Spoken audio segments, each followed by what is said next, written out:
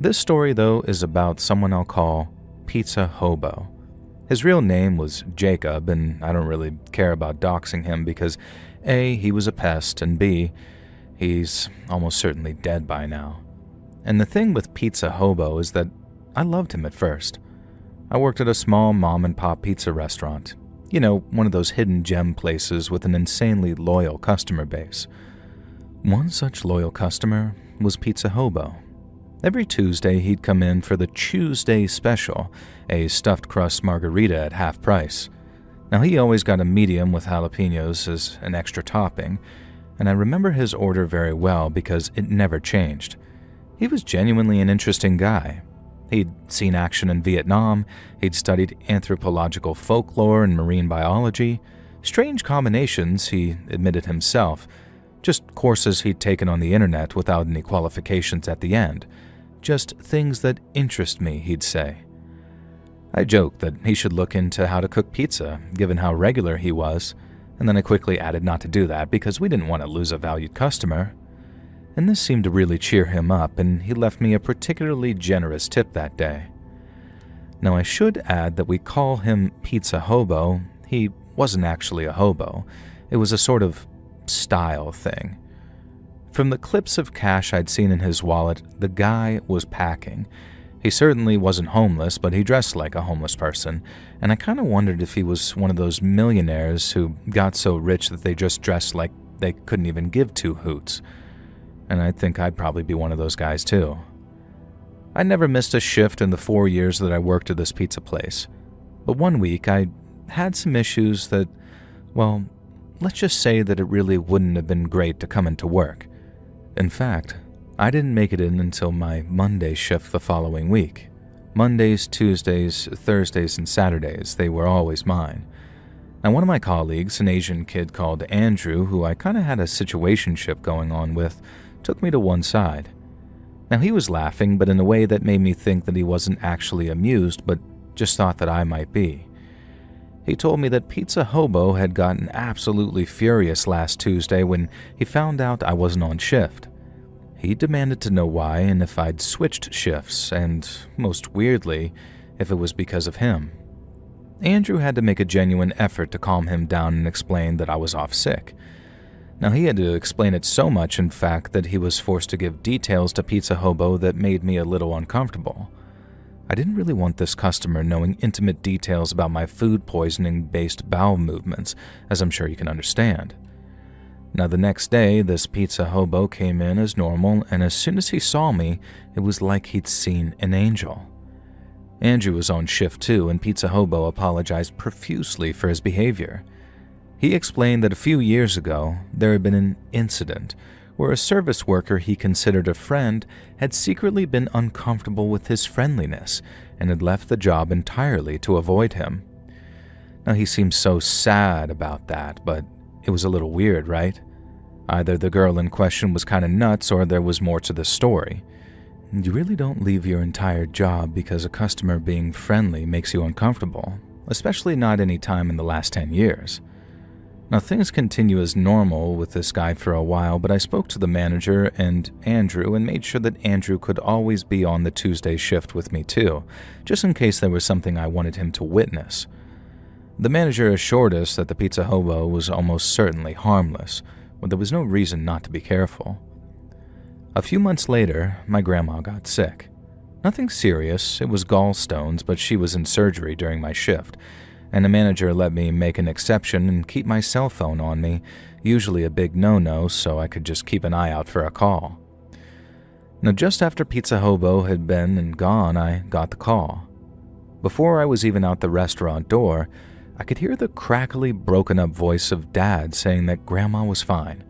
The restaurant itself was a bit of a blind spot, so I had to step outside to hear him actually. And that's when I noticed that Pizza Hobo had his back to me in the alleyway a few stores down from ours, and he was dumping the entire pizza that he'd just bought into the dumpster. Now, it wasn't the case that he'd somehow scarfed it down. As he tossed it in there, the box came open and I saw the pizza spill out. Now, I told Dad that I'd speak to him later, not wanting Pizza Hobo to know that I'd seen him, and then went inside and told Andrew what had gone on. Now, my idea was that maybe that guy had just decided that he wasn't hungry that day, although throwing the entire pizza in the trash was a little extreme. Andrew was a little more suspicious.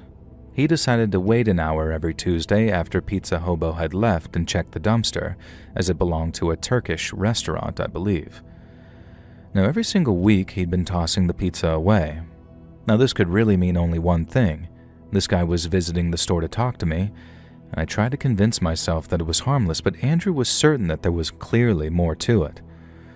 He decided to tell the manager everything, who agreed that this was definitely a very weird situation, but at the end of the day, we were getting the guy's money, and unless he did anything strange to me, it was up to him what he did with his pizza. Now, that evening, the area manager, Chris, happened to be visiting the store. He asked if we had any security footage of this guy, which, of course, we had plenty. We showed the area manager this guy, and his face went completely white. He recognized him.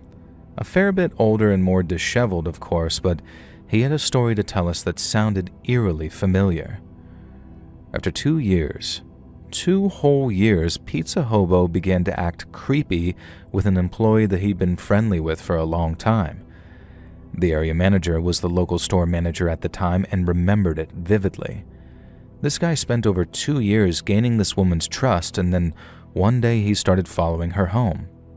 Now, the worst part was, back then, this didn't legally count as stalking. Now, he defended himself by saying his own house was on the same route, which it was, and the fact that he spent an hour smoking Camels outside the employee's house, well, that was just because it was the most well-lit area on the route, quote-unquote. And there was nothing the cops could or really would do.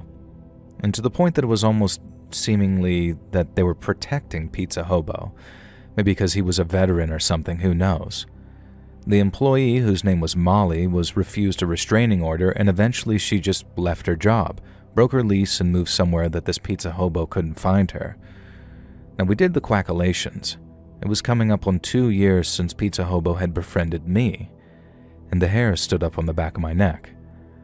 I just knew that I was going to be the next Molly.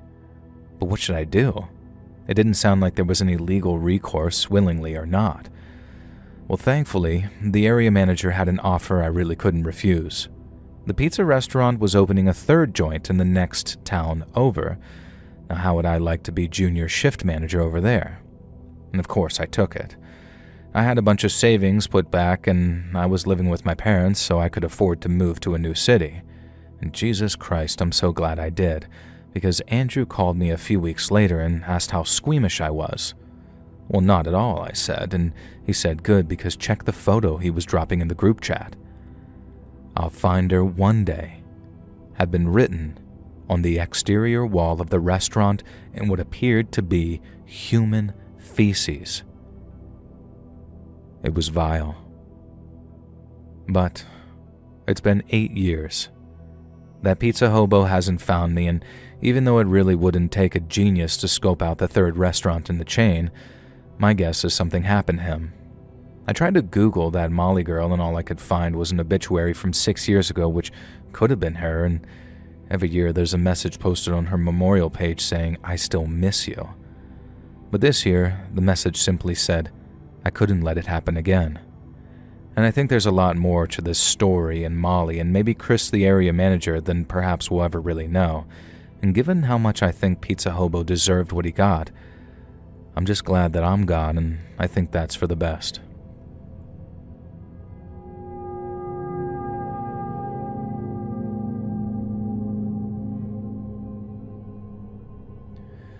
Now, I'm sure you've been in high school, Joel, being the virile young man you grew into, but Jesus Christ, young love is more like torture, especially when you're all naive teens and people won't believe that sometimes girls genuinely are completely oblivious to the hidden, mysterious feeling that their male friends have for them. It all began with someone named Brian. Brian was my friend from the year we started high school, and within just a few weeks, I realized that I had a pretty big crush on him. You know, the kind of teenage nonsense. Writing his name in your notebook, getting him to take photo booth pictures with you, doing all sorts of just goofy stuff. Now, I really thought that the more we hung out, the more I made it clear to him that I wasn't hanging out with anyone else, and he'd get the hint. But he didn't, so there was only one conclusion I could draw. He didn't like me in that way. And so after a few months of just moping, I moved on and eventually found another boyfriend. His name is Paul. Now, I liked Paul, I really did, but I didn't feel the same about him as I did with Brian. And Paul was very possessive. I didn't really get to hang out with my female friends that much, let alone Brian, so I guess from Brian's perspective, I just ditched him. And then I started getting the note. Well, essay, really, and it was like 15 freaking pages in my lockers. They were anonymous, but Brian had made no attempt to disguise his handwriting, and they shocked me to my core. They were all about how I'd friend-zoned him, that I'd been happy to drag him along as a friend, but any time he made a move, he never once had made a move, I'd just brush him off. Now bear in mind that this was a guy that I would have given my heart and soul to. Up until that essay, I probably still would have ditched Paul if Brian had asked. But now he was saying all sorts of awful things to me, that I'd let him on, that I surely knew that I owed him something and that I was a trashy human being. And then, here was the real kicker. There was an entire page about how he could forgive me and make sure that the rest of my school days were safe and normal if I agreed to orally pleasure him so he could get me out of his system. Now, immediately, whatever I believed about Brian was just out the window. Paul wasn't perfect, but this guy contained an inner predator, and I was honestly genuinely scared. Now, the worst part is, I couldn't talk to Paul about it because I knew that he'd make that situation worse.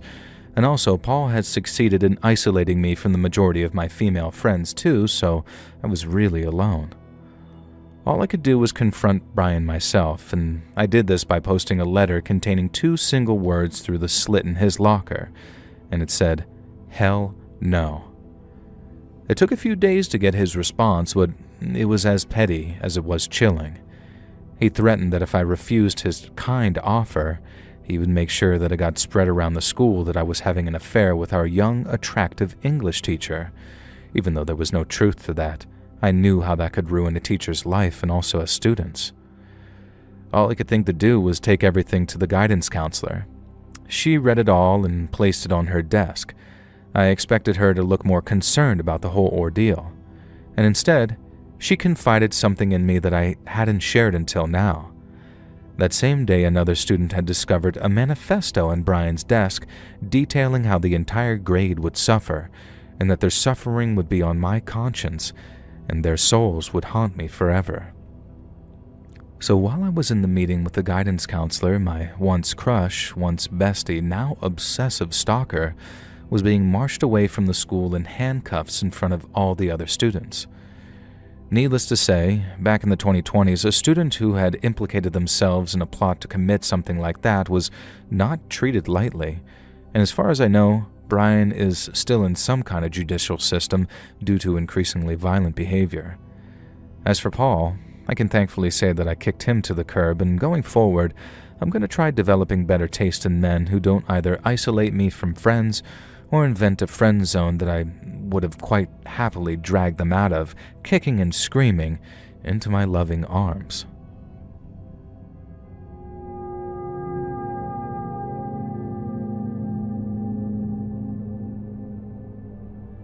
Did you know that girls can rot max too? They can be as gross, if not grosser, than dudes, and there's something about a stinky girl that takes things to the next level. And one of those girls developed a major crush on me as soon as I started college. Now, her hygiene was abysmal. Her face was covered in acne sores, and she washed her hair so infrequently that you could regularly smell it. She was one of the first late 2000s internet kids who thought being a total C-word was the coolest thing you can possibly be. The more unpleasant this girl could be, let's call her Izzy for the sake of the story, then the worse she'd get.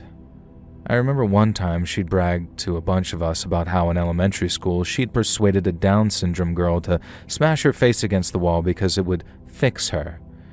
Even worse, some of her weird incel acolytes laughed along with her.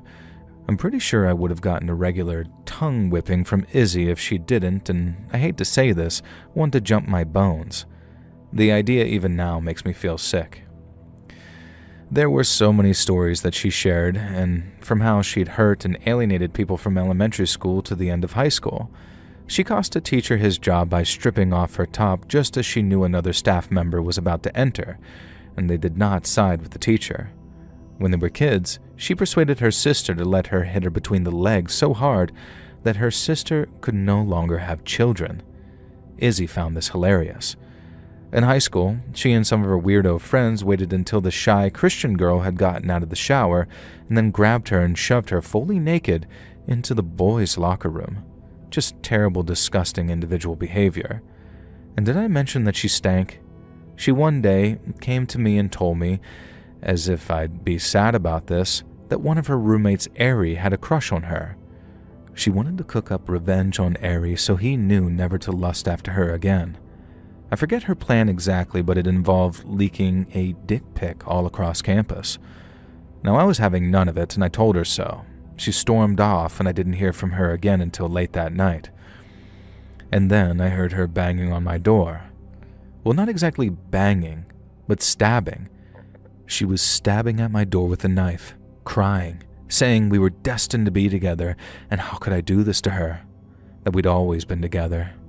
I pointed out that we'd never even dated and I had zero interest in doing so. And the next day I reported everything to campus security and various other authorities, and I was told that actually I didn't need to worry about it. Izzy was already being expelled at the end of the semester in just a week for not having attended a single lecture in the 2 semesters of junior year. Impressive.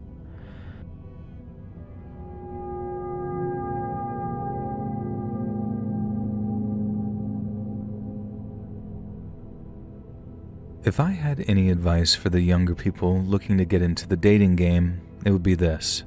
Do not trust anyone who claims they love you and are obsessed with you. If they've known you for 1 week and they're declaring you're the one, then they probably have an ulterior motive. I know this makes me sound cynical, but about a decade ago, I had a horrific experience with a very horrific person in every way, and for the most part, I only have myself to blame. I'm a minor public figure in a few fields, so I won't go into details about this woman or how we met. It was an industry that I worked in before the one I work in now. This woman contacted me out of the blue to tell me that I was her favorite non-fiction writer in a certain field, and that something I'd made after that career was her favorite thing of all time. Now, don't get me wrong, I was proud of this thing I'd made, and I appreciate anyone who enjoys it. But immediately, to claim it was her favorite thing ever made, alarm bells were ringing. It wasn't even 99% as good as most other things, and again, I say that I am proud of this piece or work I had released, but already I was fairly certain that I was being love-bombed and this woman wanted something from me. Unfortunately, due to a mixture of naivety and idiocy and really neurodivergence, I wasn't willing to actually say so. What followed next was a day or two of Snapchat flirting, followed by some of the most unflattering, unsolicited nudes you ever did see. I pretended that I was impressed because I don't want to crap on anyone's self-esteem, but I've seen more flattering autopsy photos. And the next day, and if this seems quick, it's because it was, she asked if she could come down to visit me because there was clearly chemistry between us, and she had a feeling that maybe we were designed to be together. That I was her dream guy and I was some kind of super genius, LOL. Now I said no, I'd just come out of a relationship, a really bad one, and I really didn't want anything more than casual fun for now. And that's when the first temper tantrum happened. Suddenly, I'd be making her feel like a lady of ill repute if I'd seen nudes of her without then allowing her to come and visit and at least see how things worked out. And I was so taken aback by this logic. Like, literally, how am I supposed to just give everything to you because you just showed yourself to me unsolicited?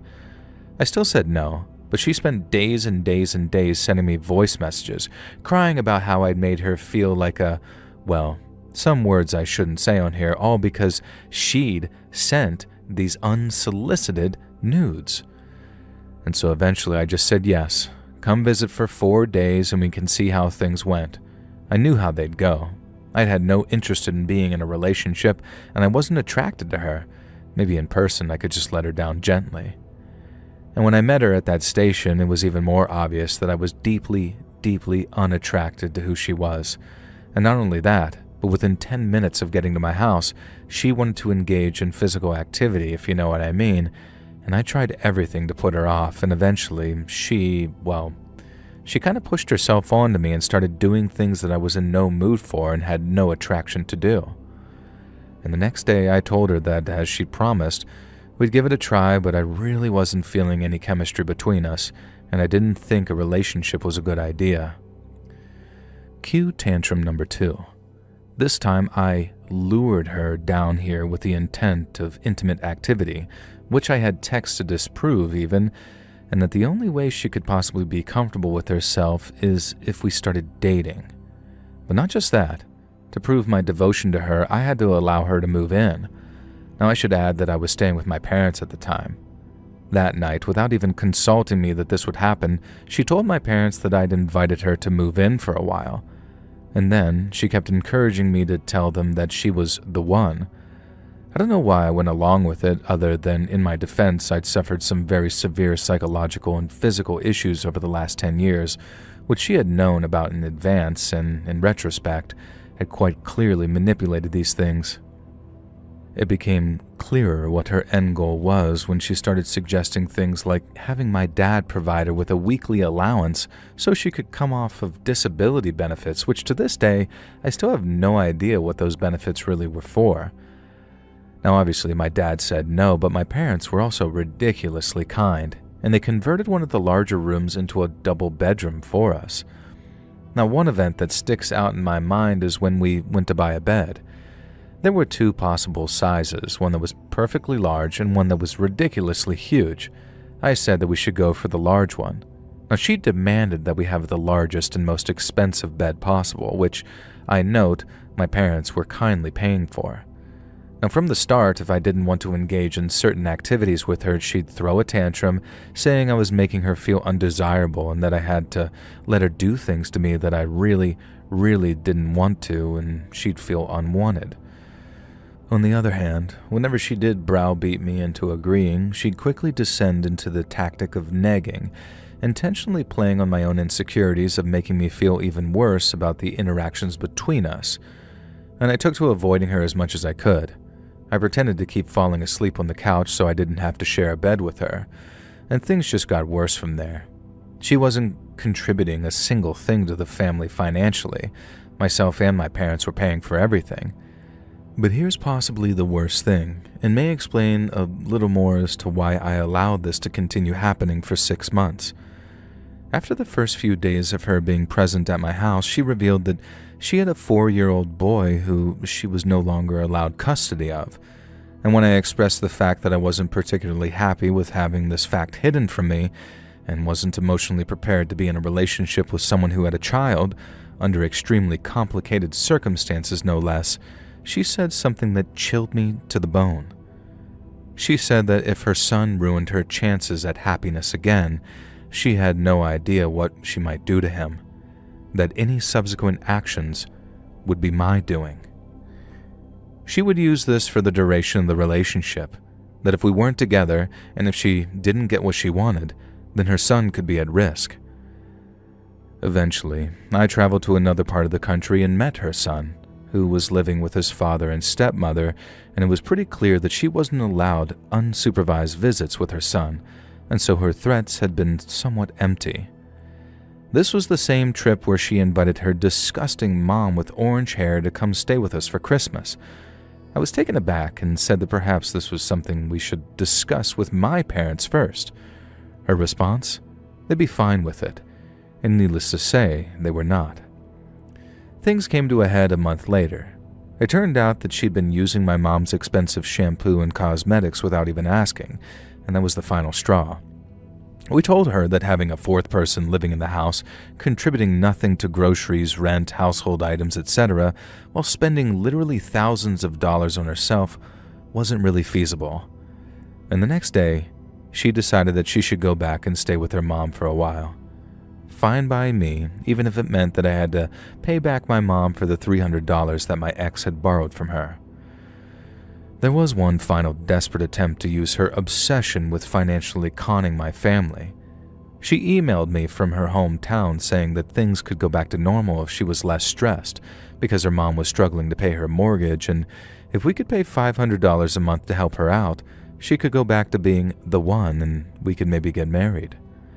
I should add here that I knew for a fact that her mother did not have a mortgage, and when I said no, that wasn't doable, she sent me one more text saying that she couldn't handle the drama of the relationship, and I never heard from her again.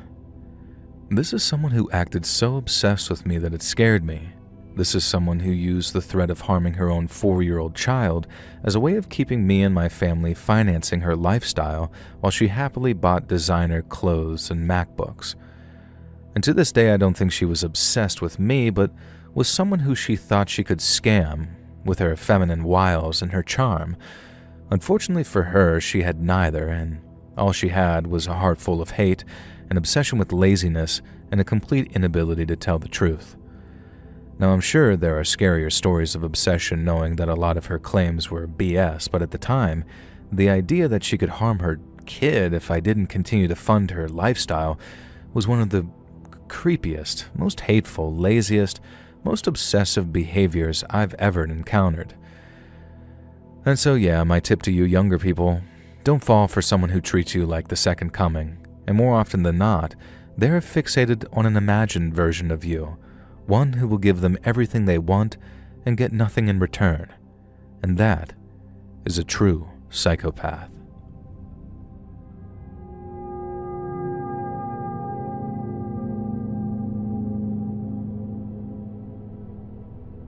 I won't name the office or its functionality, but I've been working there for around 4 months when I started to notice undue attention from the boss. It's hard to explain. It was just like he looked at me more than he did the others. And then, the emails started. They were anonymous, but sent from the company internal network, something that only a few people are able to do. They described me as angelic, perfect, my body divine, etc. Now, for one, this is absolutely not true, and secondly, obviously not appropriate. Every time I checked my emails, I felt a spike of panic as a new anonymous love note appeared. It ramped up even further when my car was in the shop and I was forced to walk the 3 blocks from the office to my apartment. I could hear someone following me. I know I could. Heavy-set, shallow breathing, just like the boss, but whenever I turned, I never caught a stalker. Now, I scurried forward a bit and ducked into an alley, certain that nobody had seen me. A figure burst into that alley, and they were heavy-set and heavy-breathing all right, but it wasn't the boss. It was his direct assistant, Jan. Now, what the hell, I thought to myself. I asked Jan if she was okay and if she needed help with anything, and she went full-on Karen on steroids. I was absolutely blasted with shrieks and accusations and yells about how I knew what I'd done. Then she grabbed me, uncomfortably by the breasts of all places, and dragged me into the alley. She said that it was such a tease at work, so maybe she'll leave me stripped and exposed for everyone to find and have their way with me. I was screaming, crying, shaking, and calling for help. I barely even noticed Jan, and I certainly was not a tease at work. I have a husband for one thing. Jan began to tear at my clothes, trying to expose me, and I managed a vicious rake of my nails down her face. And then I heard it, the blissful sound of a police siren and a flashlight. It didn't take the officers long to work out what was going on, and once I explained my story, as little sense as it even made to me in the moment, Jan was soon in handcuffs. The next day at work was full of gossip. It appears that Jan had been the one who thought that I was teasing her, and on her work PC they found numerous fanfics about me and her, all in an inappropriate nature, and it was as if she couldn't discern these fictions from reality. The boss told me that he'd been keeping an eye on Jan to see how she behaved towards me because he suspected her of driving out another female hire but couldn't be completely sure. It was a relief to know that he wasn't constantly staring at me anyway. I guess sometimes the obsessive and the perverts are the least likely suspects.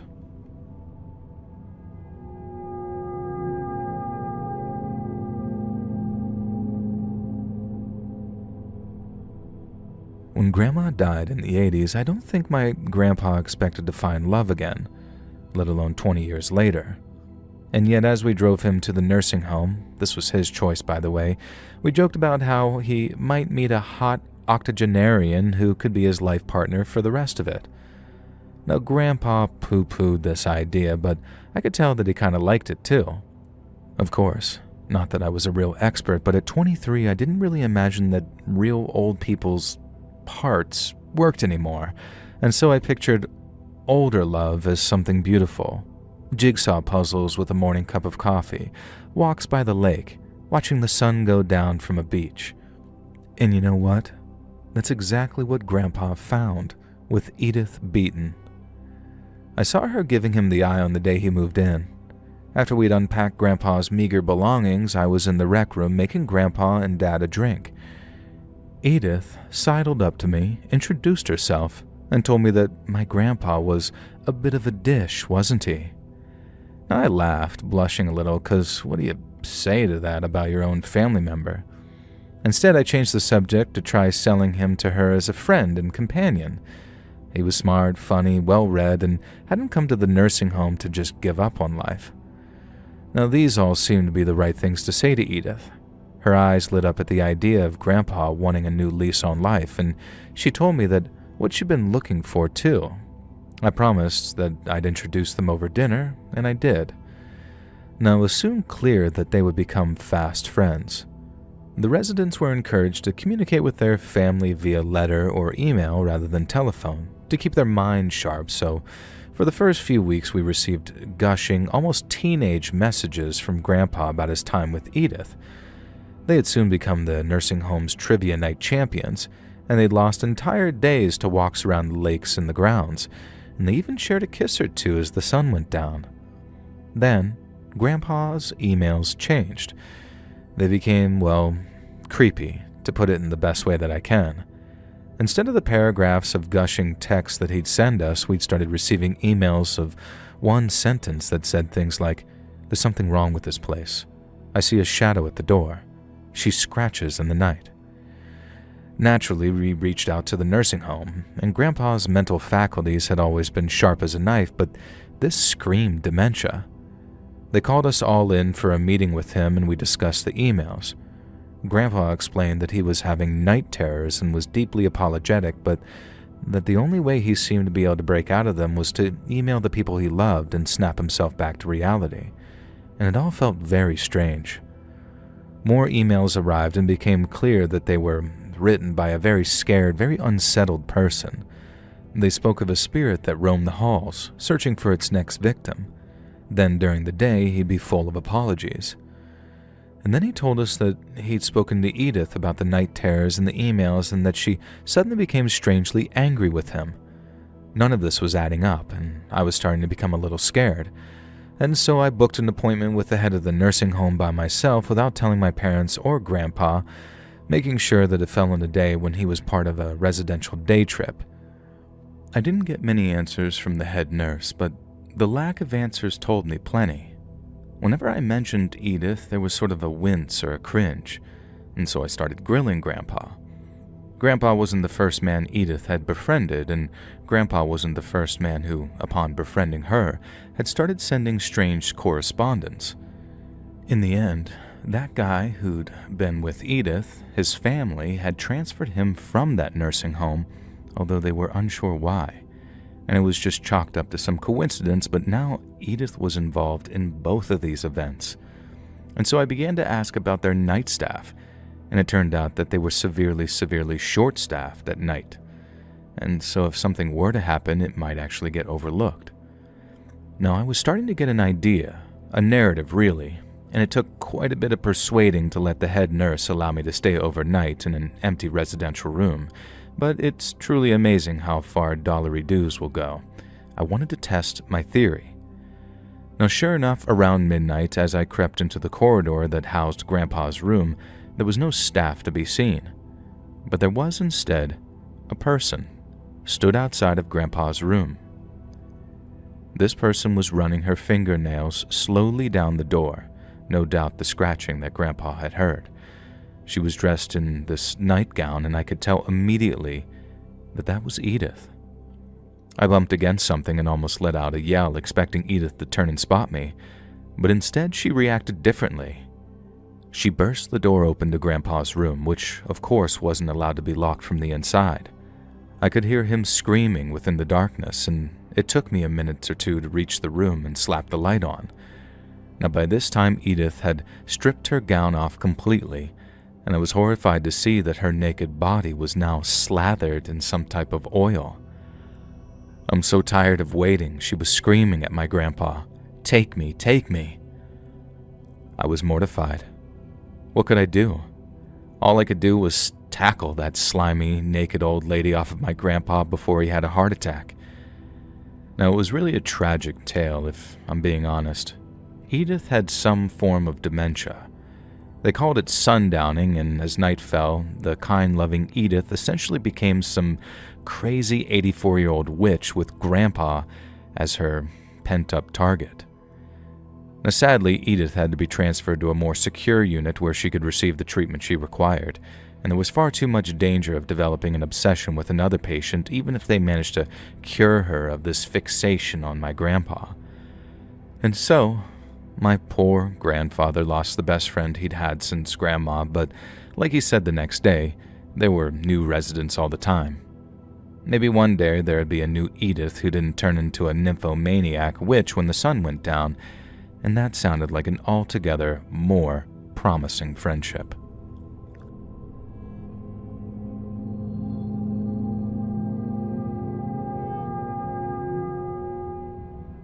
So I'll start out by saying that I used to be homeless. Now, they were rough years, and I can't say that I'm not to blame. I had a wife and kids, I had a good job, and I threw it all away thanks to a gambling addiction. I soon learned that gambling with your own life and safety is a pretty bad idea, though, and after years of nights spent on the streets in sub-zero temperatures and 3 to 4 days without food and barely any water, I really regretted my life choices. When I found the Eastman soup kitchen, it was like an oasis in a storm of poop. It was one of those secrets where you only found out about it from another homeless person that trusted you, and this meant that almost everyone who you'd meet there was one of the good ones. Occasionally you get a bad egg come in and try and ruin it for everyone, but they were soon sent packing by the community that we built up. And perhaps the linchpin of this entire community was someone named Angela. She was a pretty, really beautiful young woman in her early 30s, and she didn't run the soup kitchen, but she was certainly the face of it. And so you can imagine my surprise when I picked up on the signs that Angela was maybe possibly into me. Now, I won't lie. Even back when I wasn't a bad-looking dude, I never touched substances, just gambling, and I kept myself as healthy and fit as possible living in those streets. I was maybe a few years older than Angela, but, you can just imagine someone like that would be taken. But apparently not so, as she'd always dish me out a little extra portion and tell me to look after my body and remark how fit I was and things like that. The kind of thing where someone who's been with a few women can just pick up on as flirting, I guess. Now, this carried on for a few months. I wanted to be absolutely sure before I made any move, and the last thing I wanted to be was the weird homeless bum who was hitting on the pretty girl just doing her job. It turns out I didn't need to wait. Angela approached me, only it wasn't quite the romantic movie moment that I'd been picturing. I was staying at a homeless shelter at the time, one of the very rare instances where I'd been able to get in, and I get this message, saying that my wife is downstairs and she'd forgiven me, and she's here to bring me home. Now, I knew 100% that this was not my actual wife because we were divorced and she'd remarried, and so I went downstairs with the most burning curiosity, as you can imagine. Now, picture my surprise when it was Angela standing there, who then rushed into an embrace, planted a kiss on my lips, and then told me it was time to come home. Now, the guy at the front desk quickly looked through my file and remarked that I'd registered as single. And he said that he was just doing his job, but he had to check that everything was kosher here. And it was pretty odd, but I was hardly going to say no. Angela isn't my wife, and if she wanted to bring me home and play at marriage as our first step, well, let's just say that it had been a while and I wasn't really thinking with my brain. We drove back to Angela's place in silence, and every time I tried to ask her what was up, she'd just make a sort of shush sound and give me this knowing smile. Now, the first thing we were doing, she said, was having a drink, and she had the most amazing blend of tea she wanted me to try. Now, I wasn't arguing with that either.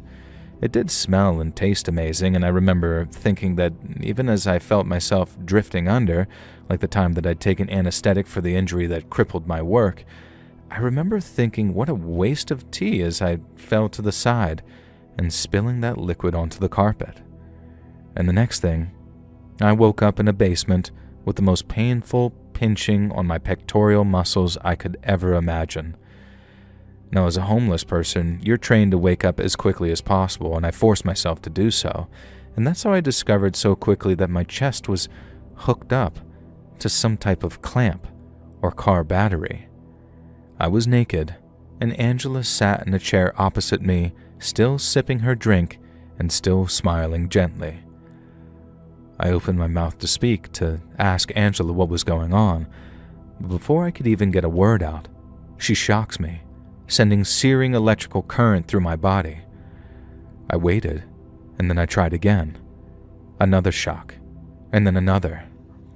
And then blissfully, Angela said that was enough, that she didn't want to injure my beautiful body. She just wanted to shock me into remembering again. Remembering what? I asked. Another shock. I stayed quiet. She told me I was meant to remember who I am. But I knew who I was, and Jesus Christ, sometimes I wish I didn't. I'd effed up my entire life. I'd ruined my relationship with my wife and kids and my parents, and a part of me wished that Angela could just fry me into being a different person. Now, who am I? I asked again. Angela's hand hovered over that battery and then stopped. She told me I was Patrick. She was right. That was my name. Patrick McKirk. I told her so. Another shock, and this time longer and stronger. She began to scream at me about this McKirk nonsense, that I shouldn't lie. I was Patrick Carson, husband to Angela Carson. Her husband, killed in a hit-and-run 3 years ago, who 3 years later would look like me, just like me. And somehow, his spirit had possessed me. She told me that if it was a car that killed me, then a car battery could bring me back. I told her it didn't work like that, not at all. Electricity as reincarnation is the subject of science fiction. And the shock was so strong this time and went on for so long that I screamed and soiled myself. Angela chastised me, then headed upstairs to acquire some cleaning materials. Now, I waited no time in trying to take my chance. I used all my strength not to snap the rope that I was tied with, but to break apart the wooden chair that she'd mistakenly used on which to seat me. And it worked like a charm. The first thing I did was unclip the electrodes from my chest, and then I grabbed the hefty car battery. I needed something as a weapon, and I hid under the basement stairs and waited for Angela to descend.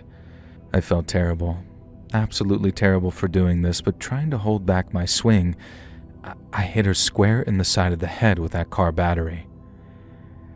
Angela crumpled to the ground, and I was out of that house and running down the street, blood streaming from my chest, asking for help. Eventually, I was stopped by a cop car and taken to the station, and I told them everything. The cops looked into Angela, and everything I said rang true, and the next step was to go and pay her a visit. Unfortunately, this is where things take a sudden and terrifying turn. Angela was gone. Hastily packaged luggage had been thrown together, and that had disappeared too.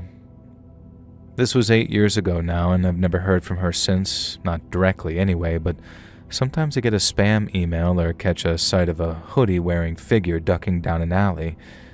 But I have to wonder, has Angela broken free of her delusions, or has she moved on? Or is she still obsessed with the idea that I am somehow possessed by the spirit of her dead husband? Do I even really want to know?